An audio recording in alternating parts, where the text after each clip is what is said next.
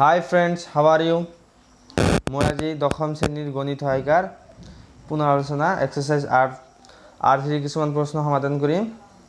इयात R3 की কৈছে 4 number प्रश्नটো की কৈছে इयात तলৰ সংখ্যাবোৰৰ পূৰ্ণ ঘন হ'বলৈ আটাইতকৈ কি সৰু আটাইতকৈ সৰু কি সংখ্যাৰে পূৰণ কৰিব লাগিব কি ইয়াত এটা আমি প্ৰথমত উৎপাদক কৰিব লাগিব। প্ৰথমত উৎপাদক কৰি এটা বেজৰ সংখ্যা ওলাব। সেই বেজৰ সংখ্যাটো হ'ব সৰু সংখ্যা। ইয়াত প্ৰথমটো কি আছে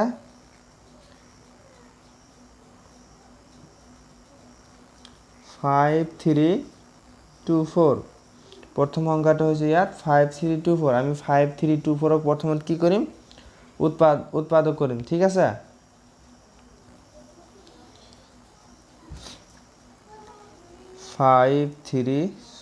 ইয়াতে লিখিব একেবাৰে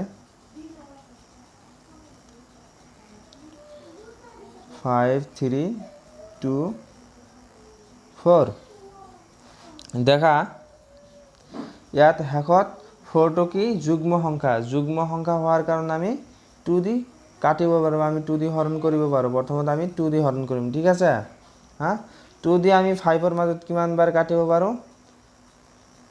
2 দি আমি 5ৰ মাজত 2 বাৰ কাটিব পাৰোঁ। কিমান 2 দি 2 × 2 4।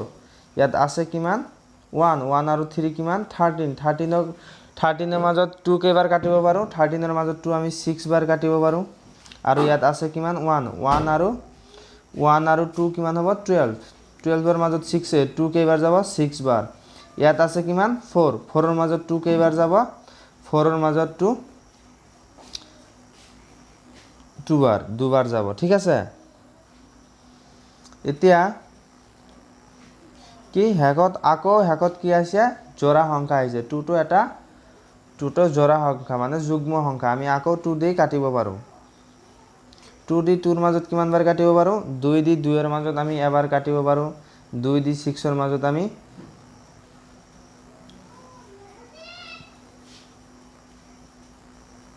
3 বাৰ কাটিব পাৰোঁ। 2 দি 6ৰ মাজত আমি 3 বাৰ কাটিব পাৰোঁ। 2 দি 2ৰ মাজত আমি এবাৰ কাটিব পাৰোঁ।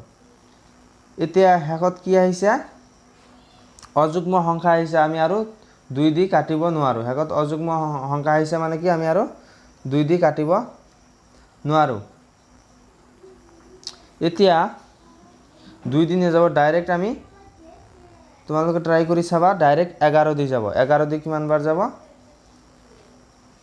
11 দি 13ৰ মাজত কিমান 13ৰ মাজত এবাৰ। 11 দি 13ৰ মাজত এবাৰ। ইয়াত আছে কিমান 2 আৰু 23ৰ মাজত 11 কিমান বাৰ যাব? ইয়াত আছে কিমান 2 আৰু 3 কিমান হ'ব 23ৰ মাজত 11 কিমান বাৰ যাব 2 বাৰ। আৰু ইয়াত আছে কিমান 23ৰ মাজত 22 না 11 2 22 11 × 2 কিমান হ'ব 22। ইয়াত আছে কিমান 1 আৰু 1 কিমান হ'ব 1 আৰু 1 কিমান হ'ব 11ৰ মাজত কিমান বাৰ যাব এবাৰ যাব। ঠিক আছে, এতিয়া চোৱা আমি জানো যে 11ৰ 11 গুণ কিমান 11ৰ 11 গুণ হ'ব 121। 11 গুণ 121। ইয়াত চোৱা ইয়াত কৈছে পূৰ্ণ ঘন মানে কি যিকোনো সংখ্যা 3টাকৈ থাকিব। ঠিক আছে, 3টাকৈ এটা সেট থাকিব। যিকোনো সংখ্যা 3টাকৈ এটা সেট থাকিব। ইয়াত 2 আছে 2টা, 11 আছে কেইটা 11 ইয়াত 3টা। তাৰ মানে কি 2ৰ এটা সেট নাই। 2 2টা আছে মানে কি আৰু এটা লাগিলে আৰু এটা 2ৰে যদি আমি পূৰণ কৰোঁ সংখ্যাটো কি সংখ্যা হৈ যাব? ইয়াত 2 কেইটা আছে? আমি ইয়াত 2 কেইটা পাইছোঁ 2টা পাইছোঁ আৰু 11 কিমানটা পাইছোঁ 3টা। এতিয়া আমি 5324 সংখ্যাটোক উৎপাদক কৰি আমি কি পাইছোঁ 2 2টা পাইছোঁ আৰু 11 3টা পাইছোঁ। ঠিক আছে, সমান সমান 2 × 2 × 11 × ঠিক আছে কি ঘন। ইয়াত কৈছে যে তলৰ সংখ্যাবোৰ পূৰ্ণ ঘন হ'বলৈ আটাইতকৈ সৰু কি সংখ্যাৰে পূৰণ কৰিব লাগিব? আমি জানো যে এটা ঘন মানে কি এটা সংখ্যা 3 বার থাকিব সাপোজ ঘন সাপোজ 1 ৰ ঘন মানে 1 * 1 * 1 মানে এটা সংখ্যা 3 বার থাকিব লাগিব ঠিক আছে এতিয়া দেখা 11 কেইটা আছে 11 তিনিটা আছে 11 তিনিটা আছে মানে আমি কি লিখিব পাৰো 5 3 2 4 ইয়াত 2 কেইটা আছে দুটা আছে মানে আমি 2 ৰ পাৱাৰ 2 দিব পাৰো 2 স্কয়াৰ ইনটু 11 কেইটা আছে তিনিটা আমাৰ লাগে কেইটা আমার লাগে সেটত লাগে তিনিটা কই ইয়াত 11 আছে তিনিটা 2 আছে দুটা আমার কি আৰু এটা 2 শৰ্ট আছে আমাৰ কি আৰু 2 আৰু এটা 2 লাগিব ঠিক আছে ইয়াত 2 ৰ মাত্ৰা হৈছে কিমান 2 আমাৰ 2 ৰ মাত্ৰা লাগে কিমান 3 মানে কি আৰু এটা 2 যদি আমি পূৰণ কৰো সেই সংখ্যাটো কি হৈ যাব পূৰ্ণবৰ্গ সংখ্যা হৈ যাব ইয়াত কি ইয়াত যদি আমি 2 ৰে পূৰণ কৰো সংখ্যাটো এটা পূর্ণ ঘন সংখ্যা হব ঠিক আছে আমি যদি ইয়াত কি পাইছো 2 ৰ জোড়া নাই মানে কি জোড়া নাই মানে সেই সংখ্যাটো হৈছে সৰু সংখ্যা ঠিক আছে আমি সৰু সংখ্যাটো 2 আৰু 2 ৰে পূৰণ কৰিলে সংখ্যাটো এটা কি হ'ব পূৰ্ণবৰ্গ সংখ্যা হ'ব পূৰ্ণ ঘন সংখ্যা হ'ব সৰি এটো পূৰ্ণ বৰ্গ নহয় এতিয়া নেক্সট প্ৰশ্নটো কি কৈছে 2 নম্বৰ প্ৰশ্নটো আমি চাম ঠিক আছে ইয়াত কি আছে 3087 এই 3087 ক আমি প্ৰথমত উৎপাদক কৰিলাম উৎপাদক এইটো পেজত কি কৰিলাম আমি উৎপাদক কৰিলাম কি আছে 3087 7 টো অযুগ্ম সংখ্যা 7 টো অযুগ্ম সংখ্যা হোৱাৰ কাৰণে আমি প্ৰথমত যুগ্ম সংখ্যাৰে ভাগ কৰিব নোৱাৰো আমি যুগ্ম সংখ্যাৰে কাটিব নোৱাৰো ঠিক আছে এতিয়া আমি কিহেৰে কাটিব পাৰো ইয়াত আমি প্ৰথমত 3 ৰে ট্ৰাই কৰো ঠিক আছে আমি 3 দি 3 ৰ মাজত কিমান বাৰ কাটিব পাৰো এবাৰ ঠিক আছে ইয়াত 3 দি 0 ৰ মাজত যদি কাটো কি যদি 3 দি আমি 0 ক ভাগ দাও কি হ'ব 0ই হ'ব ঠিক আছে এতিয়া ইয়াত কি হ'ব 0 3 দি 8 ৰ মাজত আমি কিমান বাৰ কাটিব পাৰো 3 * 2 কিমান হ'ব 6 ইয়াত কিমান বাৰ কাটিব পাৰো আমি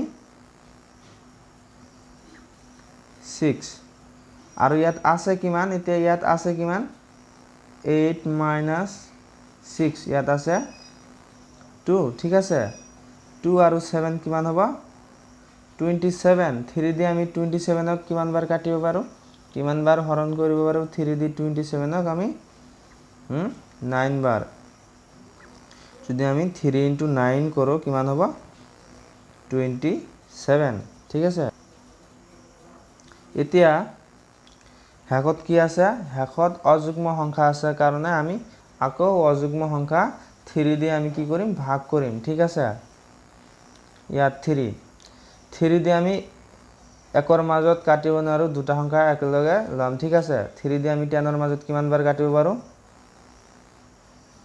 3 বাৰ না 3 * 3 কিমান 9 ঠিক আছে আমি 3 দি 10 ক কিমান বাৰ কাটিব পাৰো 3 বাৰ ইয়াত আছে কিমান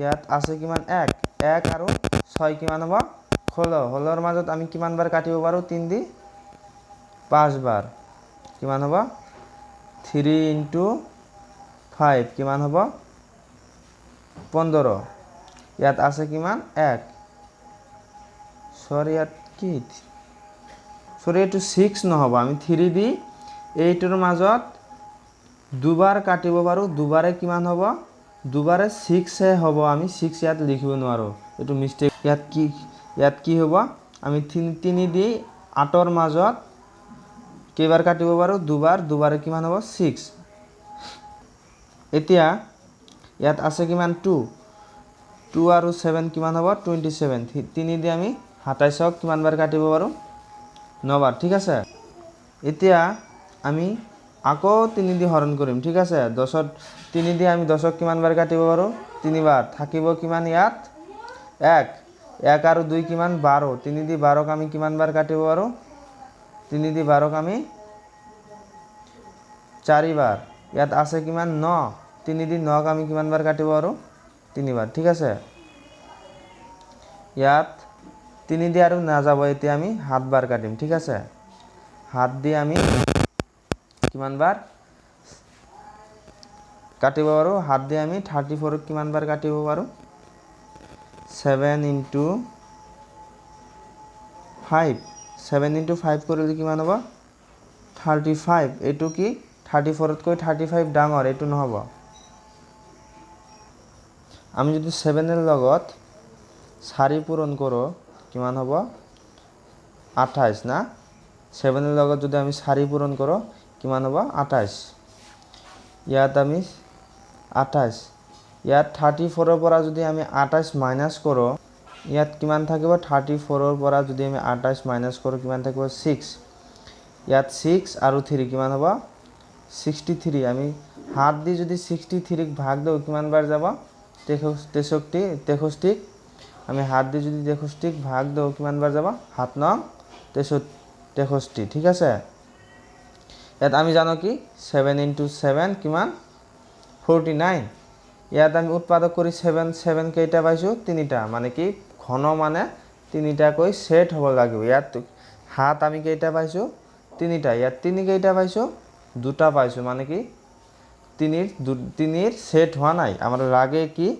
কিউবত লাগে না 3 কিউবত লাগে ইয়াত আছে কি 3